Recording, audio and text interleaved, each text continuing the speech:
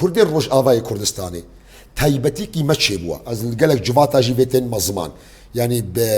انا زانم بكردي تشاواتي قوتن بزمان عربي ما تقوت ماركه مسجله يعني تايبتي كي مارككي تايبت بما كردي روج آفا تشيبوا ام جزيكي انشقاقات دركتنا بارتيك جزيكي بارتيك جزيكي بارتيكي جسالة 1957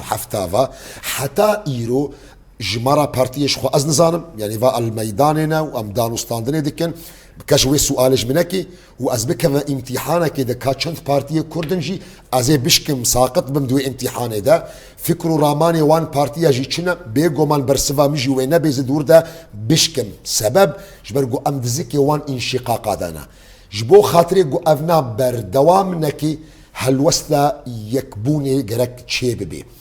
تجربه كي ما يديجي نيزيكترين وقت تشوده در باسبو ده 2011 هذا شورشا قال لي سوريا دا سبيكر ملت سوريا قالك جهات مخالفة معارضة درست كرن منصات هاتنا آفا كرن كردي ما بتفقرا خوي سياسي بجواكا خوي سيفيل بلا ولا بون دوان منصات دا دوان جهات معارضة دا ها بسبب وي بلا بونا وينا كسيجي تشتك بدست نخست افناجي نمونه كد دوايا جوجمرة ديخو ياكرن تاريخ خبري 12 13 14 صالايا نيزيك ام جواقا كاراجي قطب ما تشتك بسر نخست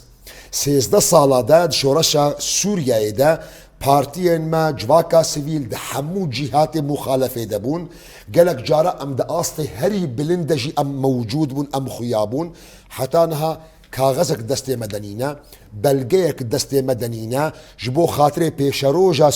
سوريا نو بيب تشعفيل كردا اي ما يذكرن جبو خاطري جو انفانا دوباره نكن ام دي سنين نخاباندن ايرو عاجل بيوستيكي ما